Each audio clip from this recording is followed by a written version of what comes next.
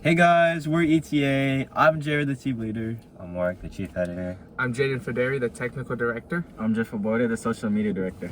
All right, our second episode is about neuroscience and addiction. So, what is neuroscience?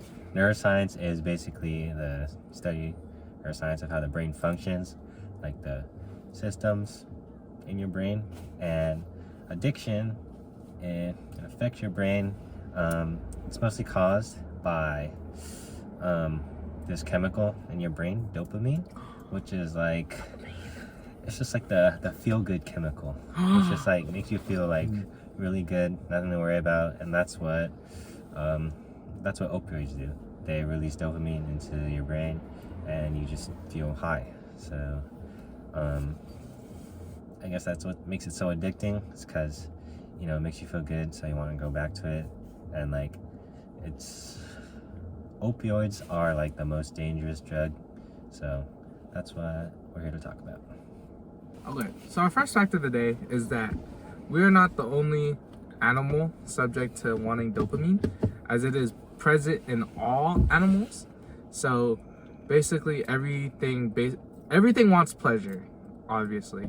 So like how if you get exercising, hanging out with friends, that animals and like other wild things could experience that too. So we're not the only ones. All right, so going into what Jaden said, drugs can, with dopamine, drugs can affect how your brain works. So with dopamine, that could also be released with the usage of opioids. So that natural feeling you get, like let's say you strike someone out in baseball, or you score a hat trick. You score a hat trick. You get that instant dopamine rush. It's like a feeling. It feels good. It's like you're high. It makes you feel like amazing. However, drugs can also do that, and actually, that's the reason why it's very addictive. So, normal pleasurable activities cause the brain to release small amounts of neurotransmitter dopamine. That's like what we said, baseball. Drugs do that by recreating the chemical. It's not exactly dopamine, but it releases something like dopamine, and that can alter your brain by getting you hooked. That's how addiction starts. So let's say Jaden over here, he's new to drugs. He's new to drugs. He gets that first high. He gets really high off of opioids, and he likes it. That's that dopamine rush. However, addiction builds because he's constantly seeking that high. So let's say he takes it another time, like let's say 2 days later, and it doesn't feel the same. Then he's gonna take more just to get to that high, which he's never gonna like accomplish over time. However, it's gonna build tolerance and it's gonna build addiction. I'd like to add on to that. So I'm also what you would call a gym bro. So basically, to the people that like to go to the gym, chasing the high is like chasing the pump, so to say. So you always want the pump, but you can't always have it. So when you're not having the pump, it's basically your addiction. You want to go and get it again, so you go back to the gym. But the pump isn't getting high, so it's not the same. But it's like an analogy kind of beat type thing. Because sometimes, like, for some people, like, getting a pump and like seeing yourself like that also releases dopamine. So Oh yeah. in a way, dopamine. it could be like a thing. natural high. Yeah. Ooh, we'll be talking about in the next Third episode. important word. Check that out. Key term. Key term. What else? Another key term is withdrawal, which is why it's so hard to, just stop addiction. Because you might think that someone could stop after like experiencing like or taking opioids just once, but it's the withdrawal that makes it hard, because withdrawals are the negative side effects that happen when like you use drugs, because like when you use drugs, your body becomes dependent on it. So when you stop, like your body has its reactions to telling you to take it again, or else like you won't feel good anymore. So that's a reason why people struggle with addiction. And it is also talked about in the book Dreamland that we talked about last episode. What was the girl's name? Candace? I think. It was something like that. So she was a cheerleader, and she took opiates because of an injury. but she ended up getting an addiction from the opiates. And in the book, it was talking about her withdrawals where she was like throwing up and stuff because of how her body reacted to not taking it for a while. So I just wanted to add that in. There was also another instance in the book Dreamland itself. It was like, I'm pretty sure there was like a girl who, it was actually a very young girl. She's like teen, like younger than we are right now. For instance, we're all 17. Jared's 18. She got addicted to opioids and her parents found out. They tried taking her to the doctors, you know. However, beating an addiction is really hard because even if you somehow beat your withdrawals and you feel like you're getting better, that doesn't mean you're not going to relapse. You know, there's like relapse can also happen, and once you relapse, that first high can hit really hard. So that girl in the story, she was actually fine after 2 weeks, but what was it, the doctor? I think he was a doctor, something. I don't remember. Well, we don't really remember, but he mentioned how he struggled with addiction, but his addiction was towards alcohol. Oh, it was yeah. It wasn't a doctor. It was the rehabilitation center. It was the Russian dude. Okay, yeah. So he struggled with his own addiction towards alcohol. So he knows that even if you beat the withdrawals, you have to learn other ways to also beat relapsing. And so he actually he tried to influence the parents to let her stay in the rehabilitation center for a little more. However, her parents like rushed her to get out. Oh no, it was a doctor. Sorry, I lied. It was a doctor. I remember now. Her parents rushed her out, and instead of fully recovering from her addiction, she relapsed, and it's actually worse. That was Candace. Was that Candace? It was Candace. Wow. Yeah. Same girl, guys. Same girl, guys. Well, that just goes to show, like, she started from, like, not even, like, taking it herself, like, wanting to take it herself, and all it took was one to just get addicted, and then you're stuck in this, like, thing, and you actually have to, like, recover, or else you're gonna, like, relapse. And in the first place, only 10% of people actually get treatment for their addiction. Yeah, I didn't know. The gap is crazy, like... Insane. Crazy. Next fact. Going back to neuroscience, let's talk about the prefrontal lobe, or the prefrontal lobe. What is that? Prefrontal lobe is like this area of your brain. It's more like your rational decision making and such. And as teenagers, it's not fully developed. That means you're not really as mature. You're more emotionally prone to make decisions, and that can lead to you getting hooked onto drugs. Peer so pressure. let's say peer pressure. Exactly. That's Peer a huge example. You're not really mature like enough to realize that, oh, this might be bad in the long term, because you're thinking like in the moment. You're like emotionally like, oh, I want to be socially accepted by these guys. Let me try this. Let me try that.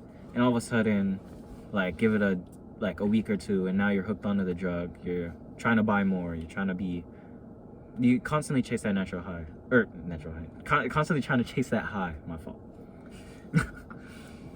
I would like to demonstrate an example. We're gonna act it out. Okay. How are we gonna act it out? Like, this is how you should act in the situation. Okay. Alright, try to peer pressure me. You wanna do drugs? No, just like that. All right. What's an example of what you shouldn't do? What you shouldn't do? What you shouldn't do. So let's say he's alone. He's trying to fit in with the friend group at a party. Let's peer pressure him. Hey, we're all doing drugs. We're doing drugs over there. You want to try something? It's amazing. I love it. I'm not sure. Come on, bro. You want to be lame? Just You try want to be a for one. loser? Just this once. And now he's addicted. Rad. I mean, not rad. Oh no. Anyways, you guys get the idea. Yep. It's okay to say no. Better to say no. It's better to say no long term. Alright, what's next? There's this one time, actually for me, there's this one time, my friends were like, hey, let's go drink alcohol. And I said, sorry, my mom would get mad at me. And then, yeah. Because all it takes is like just like addiction. All it takes is like one no, one yes, and then you're stuck. So, going back into dopamine, the reason why it's also hard to beat addiction is because drugs will alter your brain. With that dopamine rush, like how we mentioned way earlier in the podcast, you're constantly trying to reach that high. You know, your brain's altered. You lose the love of like things you used to do. Like, let's say again, we're gonna use Jaden as an example. Gym rat, baseball player. He's on the varsity team. Let's say he starts doing drugs, and now he no longer loves baseball. He no longer loves going to the gym. He just wants to do the drug, right? No. So the bad thing about that is that over time, even if you manage to beat your addiction, it's going to be hard really to like not relapse, because it's going to be hard to go back into the things that you once loved, because your brain is altered in a way where even if you do something you used to do before, it just doesn't feel the same way it should. Like, it doesn't feel as good as it used to be. That PR that you hit at the gym doesn't feel as nice. All right, to add on, you know, well, addiction alters your brain. It's not just opioids that are the problem. It's also alcohol. Of course, when you drink alcohol, it like does stuff to your brain. You get drunk, and for like young teens, like underage drinking will alter your brain like permanently, because your brain's still growing, and you know, drinking alcohol is gonna like hinder that. So that's why like there's like a legal drinking age. Yeah, that's like you gotta be 21. So your brain doesn't fully develop till then. But I mean, you still shouldn't drink alcohol, really. You don't want to get addicted to it.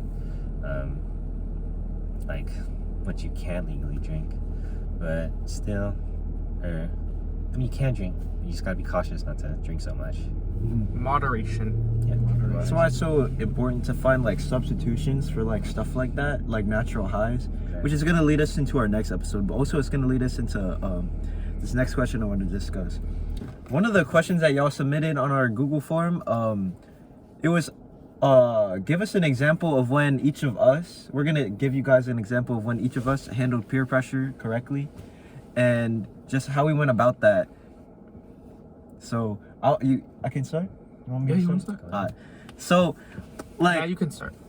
I've had like a wide variety of friends, and like they all have their like own things, and obviously you meet like some friends that they're gonna have all these like stuff about drugs and stuff, and like I never minded that they ever like did it. I probably should have been more concerned, honestly, but like I just never minded it because it wasn't my business at the time. That's what I thought.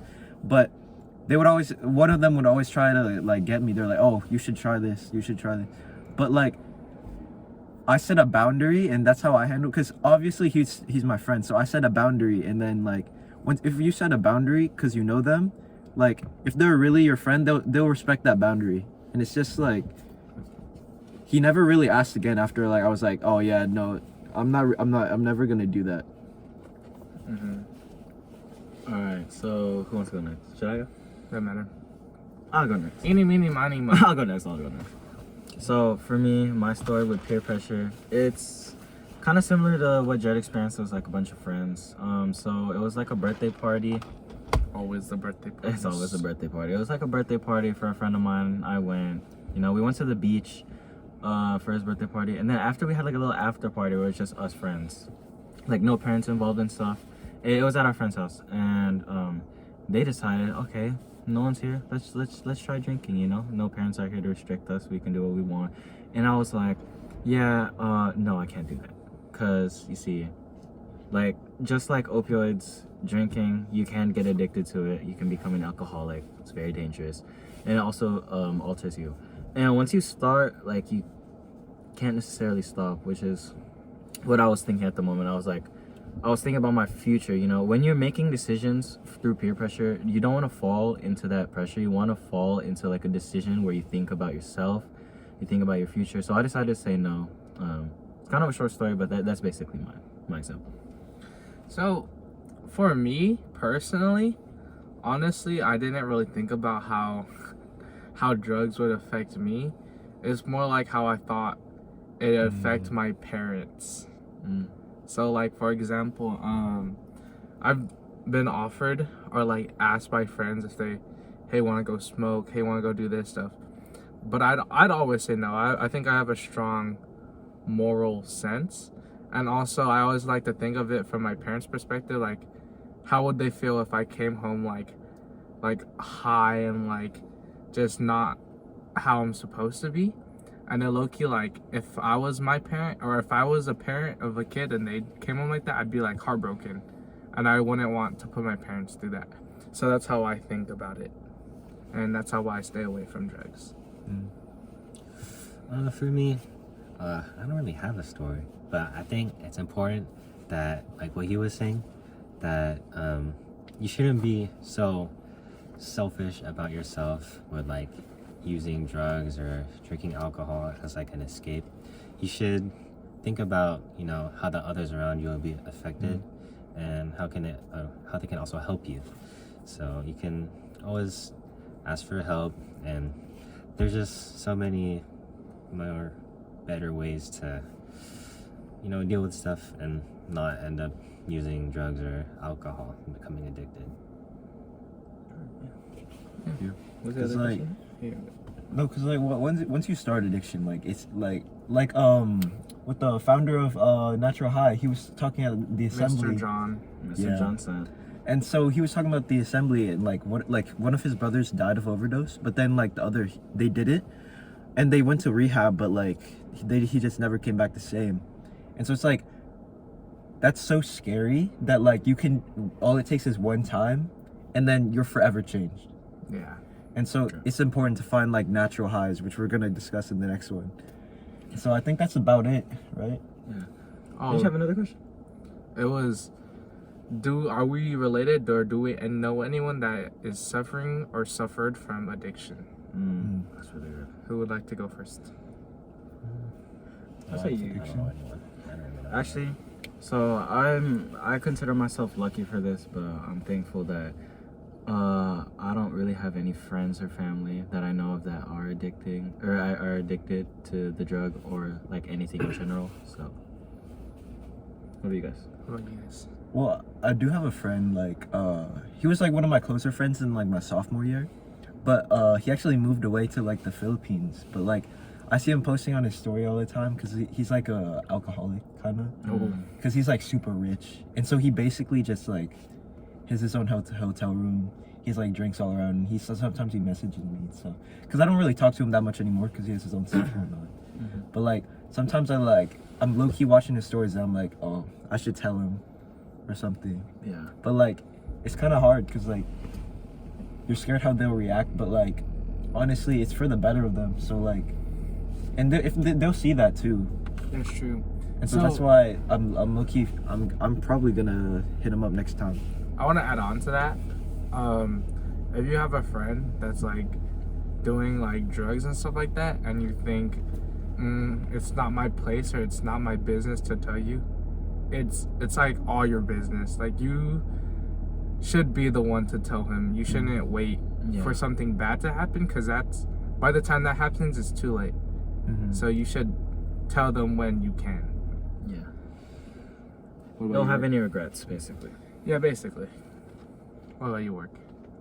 it just reminded me that like fentanyl is like the most dangerous opioid, and Oh yeah. it could be slipped into like, you know, something you'd buy off the streets, I guess, and you know, it only takes like a really small amount to cause you to overdose and end your life. Yeah, And, don't.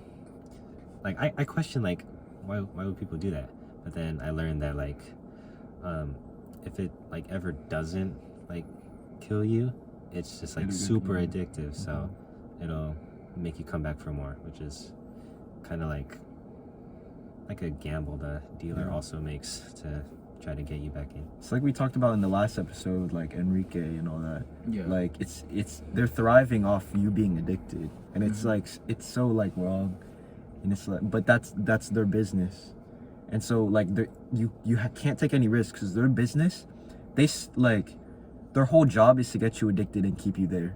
Yeah. So like the fact that like you're gonna take a chance when they do this for their like living and their money is like, I wouldn't take it.